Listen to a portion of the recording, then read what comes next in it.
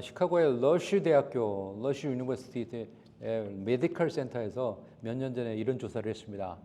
65세 이상 된 노인들 1064명을 대상으로 걱정과 스트레스에 대한 반응을 조사를 했어요.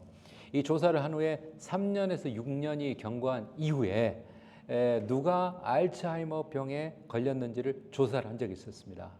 근데 결과는 걱정이 많고 스트레스에 민감한 사람일수록 노년기에 알츠하이머병에 걸릴 위험이 배 이상 높은 것으로 이렇게 나타났다는 겁니다.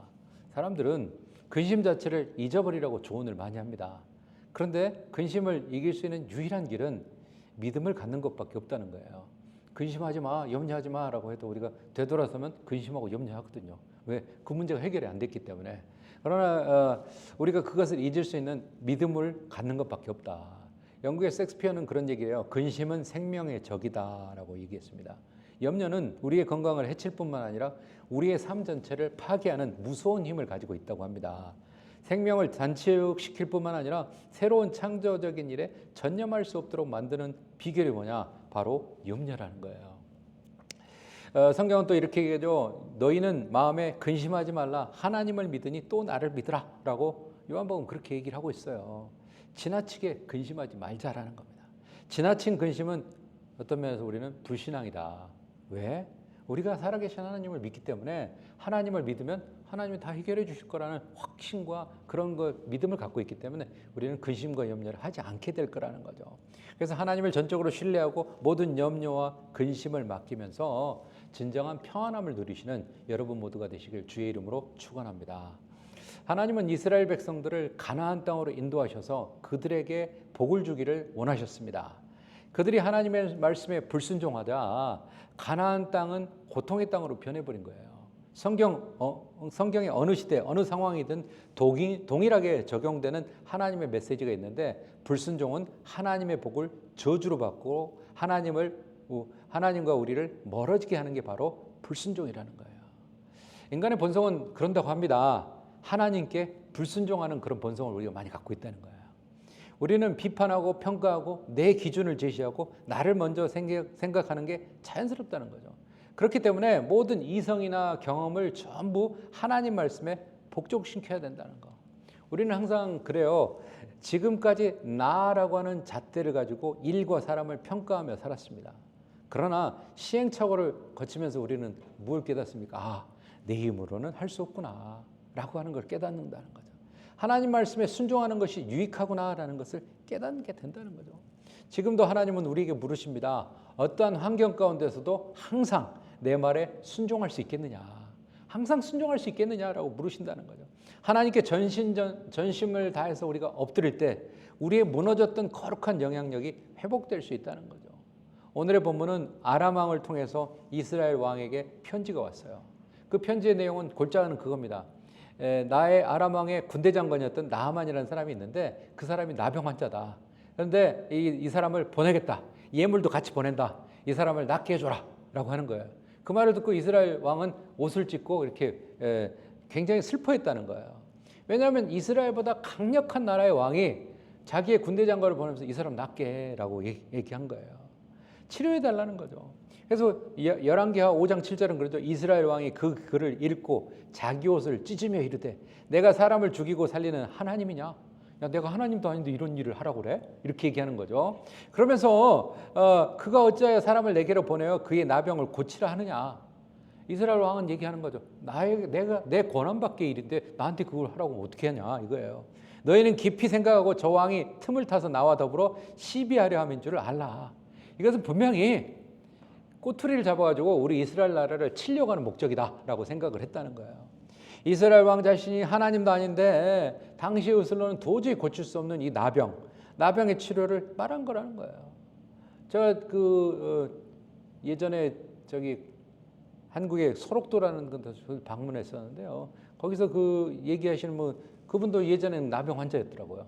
근데 그분이 그런 얘기를 해요. 자기들이 나병에 걸려가지고 이곳에 소록도로 들어와서 살고 있지만 한국의 통계에 의하면 1988년 이후에는 나병 환자가 더 이상 발생하지 않는데요. 그래서 이게 굉장히 좋구나. 더군다나 이분이 얘기하는 게 나병 같은 게 생기면 바로 약 딱 먹으면 그냥 없어져 버린다는 거예요. 그래서 야 이렇게 좋은 거구나. 자기들은 그 혜택을 못 받았던 거죠. 그런데 이제 나병에 대한 것을 이제 통계적으로 쭉 보면은 대개가 잘 살지 못하는 나라. 또 나병에 발병하는 지역을 보면 한반도의 경우에도 선교사들의 보고에 의하면 대개가 이렇게 남쪽 지방에 더운 지역에 많이 발생했던 그런 특징이 있었던 것을 봅니다. 그런데 이 나병이 예전에는 치료가 잘 안 됐다는 거예요. 이 성경의 본문에서도 도저히 치료할 수 없는 거라는 거죠. 그래서 이것은 바로 이스라엘 공격하려고 하는 그 꺼리를 만드는 거다라고 판단을 했다는 거죠. 이런 국가적인 위기 상황을 또 왕이 옷을 찢으면서 정말 슬퍼하고 있었다라는 걸 들었던 능력의 선지자 엘리사는 무엇인가 방법을 제시를 해요. 그걸 외면하지 않고 그 국가적인 문제를 내가 해결해야 되겠다는 생각에 방법을 제시합니다. 첫째가 뭐냐면 이스라엘 중에 선지자가 있는 줄을 알게 하겠다라고 얘기를 합니다. 본문 8절에 보면 하나님의 사람 엘리사가 이스라엘 왕이 자기의 옷을 찢었다함을 듣고 왕에게 보내 이르되 왕이 어찌하여 옷을 찢었나이까? 그 사람을 내게로 오게 하소서. 그가 이스라엘 중에 선지자가 있는 줄을 알리리다 하니라라는 거. 하나님의 사람 엘리사가 이스라엘 왕이 옷을 찢었다라는 것을 소식을 들었는데 엘리사가 있었던 곳은 어디였냐면 왕하고 같은 지역이 아니었다는 걸 우리가 보겠죠. 그를 내게 보내소서라고 하잖아요. 내게로 오게 하소서라고 하는 거예요. 그래서 이 성경의 배경을 보면 엘리사는 사마리아 지역에 있었고요. 그 요단강과 거의 한 20마일 정도 떨어져 있는 그 위치에 있었다는 거죠. 그래서 그가 이스라엘 중에 선지자가 있는 줄 알리리다라고 얘기합니다.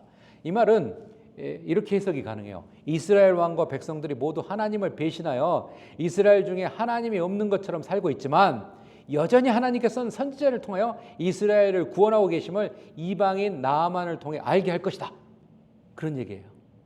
또 하나 해석은요, 비슷한 건데요. 전쟁이 일어날 것이라고 생각하지 마소서 하나님의 전능하신 능력은 나아만을 구원하셔서 참 선지자가 이스라엘에 있음을 나타낼 것입니다. 라고 하는 뜻이라는 거예요. 그러니까 이 말은 두 가지 의미를 포함하고 있는 거예요. 이스라엘 왕과 백성들이 그 당시에 하나님을 그렇게 믿지 않았던 거, 하나님을 배신했던 그런 삶을 하나님 없는 것처럼 살았던 것을 또 이제 엘리사 선지자는 지적하고 있는 거고요. 그리고 이 문제로 전쟁이 일어날 거 아니다. 왜? 전능하신 하나님의 능력이 나타나서 그 사람 낫게 될 것이다 라고 하는 걸 표현해 주고 있는 거예요. 이처럼 이스라엘 왕이 근심하는 것 같이 우리도 근심하게 되면 문제가 해결되기보다는 심리적으로 그 문제에 대한 압박감을 우리는 받습니다. 그래서 어떤 문제가 있으면 얼굴에도 나타나고 삶에도 나타나잖아. 야, 너 왜 살이 빠졌냐? 왜 너 얼굴이 그렇게 근심의 빛이 있냐? 사람들이 다 안다는 거예요. 왜? 근심이 우리를 누르기 때문에, 압박하기 때문이라는 거죠. 그러므로 우리 성도들은 그래요. 모든 문제를 하나님께 온전히 맡기고 근심을 떨쳐버려야 된다. 왜? 하나님은 우리의 문제를 해결해 주시는 분이고 나는 하나님이 선한 길로 인도해 주실 걸 우리가 믿으면서 그걸 확고하게 나가자는 거죠. 그 사람을 자기에게 오게 해달라고 말한 엘리사의 말에 따라 아람의 군대 장관 나아만이 진짜 엘리사의 집에 도착을 해요. 9절 보면 그러죠. 나아만이 이에 말들과 병거들을 거느리고 이르러 엘리사의 집 문에 서니라고 얘기합니다. 애굽으로부터 말과 병거를 수입한 아람은 전쟁뿐만 아니라 평화적인 용도로 말과 병거를 사용을 했어요. 그래서 사람과 물건의 운반의 용도로도 사용을 했고요. 이 군대 장관 아람왕은 군대 장관 나아만은 이 사람은 군대 장관이었기 때문에 이 말을 타고 전쟁했던 그런 사람이었다는 걸 보게 되죠. 그런데 이 사람이 말과 병거를 거느리고 이르러 엘리사의 집 문에 서니라고 얘기합니다. 여기서 나아만이 취하는 행동은 엘리사 선지자를 존경하는 표현은 아니에요. 나아만은 자기의 직책과 부귀 영화로 인한 교만함 때문에 말에 내려서 들어가려고 하는 생각이 전혀 없었어. 왜? 내가 이 정도 직책이 있는 사람인데 내가 굳이 저기까지 들어갈 필요가 있나? 엘리사가 나와서 나를 막 영접해야지. 그런 생각을 한 거고요. 또 하나는 하나님의 능력을 힘입어서 병을 고치려고 하는 그런 간절함도 없었다는 거예요. 이 간절함이 있었다면 자기가 엘리사를 빨리 만나려고 하고 찾아 들어가고 그랬을 거 아니에요. 근데 문 앞에서 그냥 기다리는 거예요. 엘리사 왜 안 나와? 이렇게 하고 있는 그런 부분이었다는 거죠. 이렇게 교만한 나아만을 맞이하러 엘리사 선지자가 또 나오면 좋은데 나오지 않아요. 그것은 어떤 의미가 있냐? 하나님 앞에서 부귀영화로 구원받을 수 없다는 거. 야, 저 사람이 부자이기 때문에 특별히 그렇게 한 거 아니다라는 거. 하나님 앞에서는 부귀영화로 구원받는 게 아니다. 그럼에도 불구하고 죽은 자와 다를 바 없는 나병 환자 나아만은 선지자 엘리사를 교만하다고 진노하고 어리석음을 나타내요. 11절 12절에 야 엘리사 쟤 진짜 교만하네. 나 같은 직책에 있는 사람, 나 같은 권력이 있는 사람, 나 같은 부를 가진 사람에게 이렇게 대하면 안 되지. 그런 생각을 하고 있었다는 거예요. 그러나 그는 자신의 병고침이 선지자의 어떤 기적적인 행위에 의해서가 아니라 그를 통해 역사하는 하나님의 능력을 전적으로 의지하고 겸손함으로 순종한 결과라는 사실을 나아만은 나중에 깨닫게 된다는 거죠. 그래서 모르니까 그렇게 하는 거고, 우리가 정말 인생에서 우리가 부귀 영화가 정말 편리하면 해요. 그러나 그게 모든 것을 해결하는 건 아니라는 거. 왜? 많은 돈을 가지고 있는 사람들 돈이면 다 된다고 생각을 해요. 그러나 그건 착각이라는 거. 그 돈 많은 사람들이 왜 죽습니까? 돈으로도 안 되는 거야. 안 되는 부분이 있다는 거야. 그 많은 권력을 가진 사람이 왜 그 사람이 어려움을 겪어요? 권력으로도 안 되는 게 있다는 거야. 우리는 그것을 깨달아야 된다. 그래서 우리는 어떤 근심과 걱정과 염려가 우리 앞에 탁탁 치면 그것을 통해서 야 내가 하나님 앞에 더 엎드려야 되겠구나. 내가 좀 더 겸손해야겠다. 내가 하나님을 더 의지해야 되겠다는 그런 마음을 가지시면서 하나님을 붙들고 그 문제를 해결받는 여러분들 되시기 바랍니다. 두 번째로 엘리사 선지자는 나하만에게 요단강에 가서 7번 몸을 씻으라고 얘기를 합니다. 두 번째 처방이 그거예요. 엘리사 10절에 보면 엘리사가 사자를 그에게 보내어 이르되 너는 가서 요단강에 몸을 7번 씻으라. 내 살이 회복되어 깨끗하리라 하는지라. 끝까지 엘리사 선지자가 나하만 장군에게 나와서 영접하지 않거든요. 자기를 수행하는 사람을 보낸 거예요. 야 너는 가서 요단강에서 7번 씻어. 그럼 깨끗해질 거야. 그 말만 전해줬다는 거죠. 이 요단강에서 7번 씻어라라고 하는 이 명령은, 이것은 엘리사의 명령은 율법에 준한 것이지만 그 의미에서는 상당한 차이가 있어요. 예를 들면 율법에서 몸을 씻는 것은 나병이 완전해지기 위해서 고치기 위한 방법으로 이렇게 그런 행위로 고치기 위한 방법으로 쓴 게 아니라 나병이 고쳐졌다, 깨끗해졌다라고 이제 제사장이 그것을 판단해주고 나면 그때 가서 깨끗하게 된 것을 상징적인 의미로 가서 이제 몸을 요단강에서 씻는 행위였거든요. 그 율법하고는 조금 안 맞는 거예요. 그런데 여기서 깨끗하게 되기 위한 예비 동작으로 몸을 씻는 행위를 명령하는 거예요. 이와 비슷한 일이 또 성경에 또 있어요. 예수님께서 한 맹인을 치료하실 때 진흙을 이겨가지고 눈에다 이렇게 바르시거든요. 그러면서 야 실로암 몸에 가서 씻어라 라고 해요. 그랬더니 즉각적으로 이 맹인이 순종을 했더니 눈이 밝아졌다라고 하는 것을 보게 됩니다. 다시 말하면 엘리사가 나아만으로 하여금 요단강에서 7번 몸을 씻게 한 것은 치료를 행위나 치료 이후에 행하는 의식적인 행위에 대한 명령이라기보다는 그 말은 뭐냐면 즉각적으로 순종을 요구하는 명령이었다는 거예요. 그래서 그리고 그것도 7번이나 씻으라는 것은 완전한 순종에 대한 요청이었다는 거죠. 적당히 순종한 게 아니라 완전한 순종을 의미한다는 거죠. 그래서 최대한으로 인내하고 그것을 따르려고 하는 그 순종의 마음, 그것을 테스트하는 명령이었다는 거죠. 왜냐하면 완전하다, 만족시키다는 뜻의 히브리어 샤바에서 오는 말이 바로 7이라는 뜻이거든요. 그래서 7이라는 것은 완전수로 이렇게 우리가 해석을 합니다.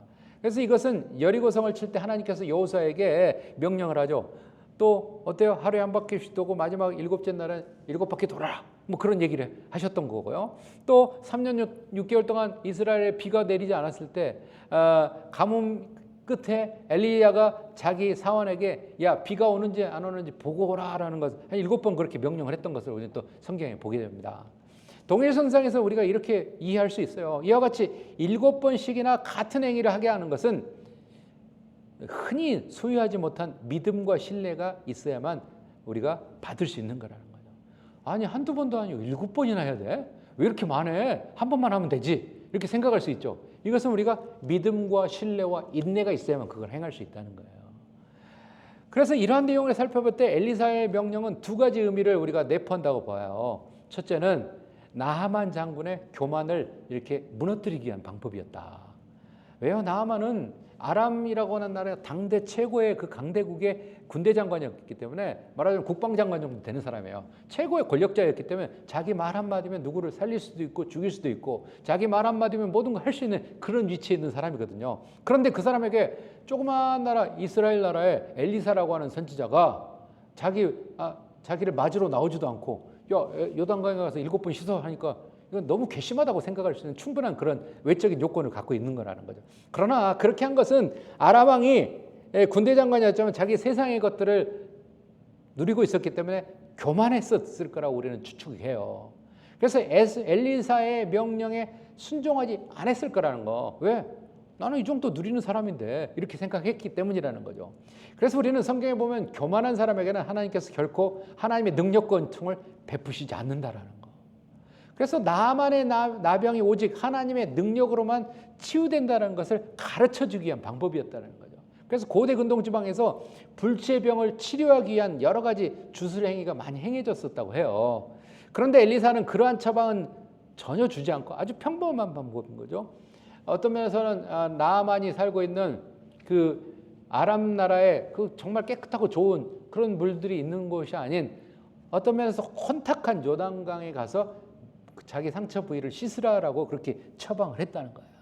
이러한 엘리사 선지자의 말에 나아만 장군은 어떻게 해요? 그의 말에 전적으로 따른 게 아니라 분을 내고 막 화를 내는 거죠. 보면 11절에 보면 나아만이 노하여 물러가며 아주 뭐 엄청 화를 냈다는 거예요. 그러면서 야 엘리사 저런 애가 어딨어 하면서 저런 사람이 어딨어 하면서 그냥 되돌려 가려고 하는 그런 모습을 보는 거죠. 그러면서 나아만이 얘기하는 거죠. 내 생각에는 그러니까 나아만은 자기가 환자이고 자기가 나아야 되는 상대이지만 자기를 낫게 해줄 수 있는 능력의 선지자인 엘리사가 있다고 했는데 그 선지자가 고치는 것을 자기가 생각하는 그 생각의 틀 안에서 고치기를 자기는 원했었다는 거죠. 그래서 내 생각에는 그가 내게로 나와 서서 그의 하나님 여호와의 이름을 부르고 그의 손을 그 부위에 흔들어 나병을 고칠까 하였도다. 여기 부위라고 하는 환부를 얘기하는 거죠. 손을 흔들었다. 이렇게 한다. 이것은 흔하지 않은 표현인데요. 레위기 14장 12절에 보면 여호와 앞에 요제라고 하는 제사를 드릴 때 흔들린다라고 하는 그런 표현을 쓰고 있는 것을 우리는 보게 돼요. 그러나 이 본문하고는 연관이 없죠. 따라서 본문에서 나오는 손을 흔드는 행위는 나만이 알고 있는 당시 고대 근동 지방의 주술적인 행위를 가리킨다는 거죠. 그래서 어떤 주술적인 마술적인 행위를 자기한테 엘리사가 와가지고 그걸 해서 자기가 깨끗하게 될 거라고 자기는 그렇게 생각을 한 거야. 자기 생각하고 전혀 다르게 가서 7번 씻어. 이건 너무 쉬운 거 같고 이건 말도 되지 않는 거 자기 판단에 이건 아니다라고 생각을 한다는 거죠. 나아만은 엘리사 선지자가 자신의 체면을 세워주지도 않고 이러한 주술적인 행위도 해주지 않는 것에 대해서 굉장히 못마땅한 거예요. 그래서 그 사람이 노했다는 거죠. 그래서 나아만이 엘리사에게 노를 바란 원인을 우리가 조금 더 구체적으로 보면 크게 두 가지로 볼 수 있어요. 첫째가 엘리사가 친히 자기를 나와서 마주해주고 그 부위에 손을 얹고 기도해 주던가 어떤 주술적인 행위를 해줘야 되는데 그걸 해주지 않았기 때문에 노를 했고, 두 번째는 요단강에 가서 7번 씻으라는 것. 다시 말해서 몸을 잠기게 하는 것은 자신을 무시하는 행위라고 이렇게 생각했다는 거죠. 왜? 그거는 도저히 낫지 않을 거라고 자기는 믿었기 때문이라는 거죠. 그래서 이 병이 물에 씻는다면 요단강보다는 훨씬 물의 양이 많고 차갑고 깨끗한 아람 땅에 가서 그 유명한 물에 가서 그렇게 하면 훨씬 나을 건데 라는 그런 생각을 하는 거죠. 그래서 나아만의 불평분만의 근거가 이제 12절에 계속 나와요. 12절에 보면 다메섹 강 아바나와 바르발은 이스라엘 모든 강물보다 낫지 아니하냐. 이것도 자기 생각인 거예요. 내 생각에 이거 훨씬 낫지 않냐. 그걸 얘기하는 거죠. 내가 거기서 몸을 씻으면 깨끗하게 되지 아니하랴 하고 몸을 돌려 분노하여 떠나니. 여기서 아바나라고 하는 강은 오늘날의 바라다라는 강하고 동일한 거고요. 바르발이라고 하는 강은 와디 아와이라는 강하고 오늘날 똑같은 강인데요. 이 두 강 중에 아바나 강은 대단히 맑고 깨끗한 강으로 유명하고요. 이 강물은 매우 차갑다라고 이렇게 알려진 강이고요. 그리고 이 강은 히랍 사람과 로마 사람들 가운데는 이 강을 황금의 강이라고 이렇게 불려졌던 그런 강이었다는 거죠. 이에 비해서 요단강은 깊고 서서히 흐를 뿐만 아니라 물 색깔 자체도 진흙색을 띠는 혼탁한 강이었다는 거죠. 그래서 나아만이 요단강보다 자기 나라의 강이 더 좋다라고 말한 것은 당연한 거라고 우리가 볼 수 있다는 거죠. 그래서 내가 거기서 몸을 씻으면 깨끗하게 되지 아니하랴. 그래서 나아만이 그렇게 얘기하는 거죠. 이 생각은 어떤 면에서는 상당히 합리적이라고 우리가 생각할 수 있죠. 단순히 물로 그냥 씻기만 하면 깨끗해진다면 깨끗한 물로 하는 게 낫지 않겠냐, 그 말이었던 거예요. 그러나 그는 하나님의 기적이 깨끗한 물이냐 조금 이렇게 흙탕물이냐 그게 중요한 건 아니었다는 거. 하나님의 기적의 원동력은 뭐냐면 오직 순종함을 통해서 일어난다는 것을 이 나아만은 모르고 있었다는 거예요. 인간적인 생각을 앞세웠다는 거예요. 우리는 성경에 보면 그러죠. 하나님께서 창세기 22장에 보면 아브라함에게 그러죠. 이삭을 바쳐라 라고 얘기해요. 명령을 해요. 그랬을 때 아브라함이 자신의 합리적인 생각을 따라서 불순종했다면 여호와의 일에 하나님 여호와께서 준비하신다라고 하는 그런 축복을 받지 못했을 거라는 거예요. 그리고 광야에서 이스라엘 백성들이 불뱀에 물렸을 때, 죽게 되었을 때 모세가 하나님께 기도했더니 하나님이 야 놋뱀을 달아서 달아라. 그걸 바라보는 사람 다 살 거라고 해요. 그래서 장대 높이 달린 놋뱀을 보기만 하면 살 거라고 했어요. 이때 그분의 말씀에 순종하며 놋뱀을 쳐다본 사람 다 살았다고 성경은 그렇게 얘기하거든요. 또 이것은 우리가 구원의 문제도 그대로 적용될 수 있다는 거예요. 하나님의 독생자 예수 그리스도를 모든 사람을 위해서 십자가에 달려 죽게 하셨습니다. 그리고 그를 믿는 자는 모두 구원을 얻는다라고 말씀을 하셨어요. 이처럼 하나님께서는 인간들을 위해서 쉬운 방법으로 은총을 베풀어 주시고 하나님의 능력을 나타내심에도 불구하고 인간들은 그래요. 자신의 어리석은 이성만을 고집하며 하나님의 능력은 물론이고 어떤 것과도 비교할 수 없는 큰 구원마저도 인간의 판단과 내 생각 그걸 내세워가지고 거부해버린다라는 거예요. 그래서 12절에서는 우리는 이 성경의 유명한 구절을 사무엘상 구절을 우리가 생각하죠. 순종이 제사보다 낫고 듣는 것이 수양의 기름보다 낫다라고 얘기하는 거죠. 우리는 순종이라는 말은 그럼 어떻게 되느냐? 히브리어 원문을 보면 쉐마라고 합니다. 이 말은 듣는다, 청종한다, 복종한다는 그런 뜻이에요. 그래서 순종이라는 것은 듣고 따르는 걸 얘기한다는 거예요. 헬라어에는 두 가지 단어로 있는데요. 히파코라는 것은 주의 깊게 듣는다라는 그런 뜻이 있고요. 유의하다라는 뜻도 있고 따른다라는 뜻도 있고요. 또 다른 헬라어에는 히포타소라는 것인데 명령에 경청한다, 순종한다라는 그런 뜻이 있다는 거죠. 그러니까 히브리어나 헬라어나 단어는 다르지만 그 단어들의 의미는 거의 동일하다는 거예요. 듣고 따르는 거. 그게 바로 순종이라는 거죠. 엘리사 선지자의 명령에 따르지 않고 불평과 불만에 가득한 아람의 군대 장관 나아만에게는 깨어있던 조력자들이 있었던 것을 우리는 여기서 성경을 통해서 보게 돼요. 13절에 보면 그의 종들이 나와서 말하여 이르되 내 아버지여 선지자가 당신에게 큰 일을 행하라 말하였다면 행하지 아니하였으니까 하물며 당신에게 이르기를 씻어 깨끗하게 하라 함이니까 아니라는 것. 아람 군대 장군 나아만에게 그를 수종드는 종들이 있었는데 그들의 지혜로움을 우리가 여기서 볼 수 있습니다. 자기가 지혜롭지 않으면 자기를 보좌하는 사람이라도 지혜로워야 된다는 걸 우리가 생각하는 거죠. 그래서 자기와 함께하는 사람이라도 지혜로웠기 때문에 이 사람이 병고침을 받게 되는 걸 보게 돼요. 그래서 그들이 얼마나 지혜롭냐? 주인이 막 이렇게 화내고 노하고 있는데 거기다 기름 붓는 게 아니라 그를 좀 이렇게 컴다운할 수 있도록 해주는 거야. 지극히 겸손한 태도를 갖는 거죠. 왜냐하면 내 아버지요라고 이렇게 극존칭을 사용하고 있어요. 그래서 존경과 충성을 함께 표현한 그 말을 공손하게 얘기합니다. 이와 같이 오늘날의 성도들도 우리가 남을 책망하나 충고할 때는 그 사람의 틀린 점에 대해서 비난하기 위해서가 아니라 진심에서 우러나는 그런 참된 존경심을 가지고 그를 사랑하는 마음을 가지고 그렇게 해야 된다는 거. 그래서 아람의 군대 장관 나아만은 부와 권력을 마음껏 누렸던 사람이지만 자신의 건강에 문제가 있었기 때문에 그것을 해결하려고 얼마나 노력을 했을까라는 걸 우리는 이미 생각하게 돼요. 그가 권력이 없습니까? 돈이 없습니까? 그럼 모든 걸 다 사용해서 자기는 나으려고 노력을 했었겠지만 자기 나라에서 그걸 해결할 수 없었기 때문에 자기는 자기를 낫게 해줄 수 있는 이스라엘 나라에 선지자가 있는데 엘리사라는 사람을 찾아가면 낫게 된다는 생각을 하고 찾아왔는데 그 사람은 자기를 자기 생각에 그 틀을 벗어나는 것을 처방했다라고 해가지고 이 사람이 화를 내고 노를 하고 그냥 돌아가면 어떻게 돼요? 그럼 평생 권력과 부를 가졌지만 그는 평생 나병을 낫지 못하고 그냥 병자로 살아갈 수밖에 없는 그런 상황이었을 거라고 우리는 생각해요. 그러나 그의 고정된 생각과 기준에 따라서 엘리사의 선지자의 명령을 따르지 않고 있었을 때 자기 주장만을 내세웠을 때는 아무런 변화가 없었다는 걸 우리가 기억해야 된다는 거. 그러나 그가 자신을 수행하던 그 종들의 조언을 따르고 그대로 시행하고 순종함으로 치유의 기적을 경험하게 됐다라는 걸 우리는 기억해야 됩니다. 본문 14절 볼까요? 나아만이 이에 내려가서 하나님의 사람의 말대로 요단강에 7번 몸을 잠그니 그의 살이 어린아이의 살같이 회복되어 깨끗하게 되었더라.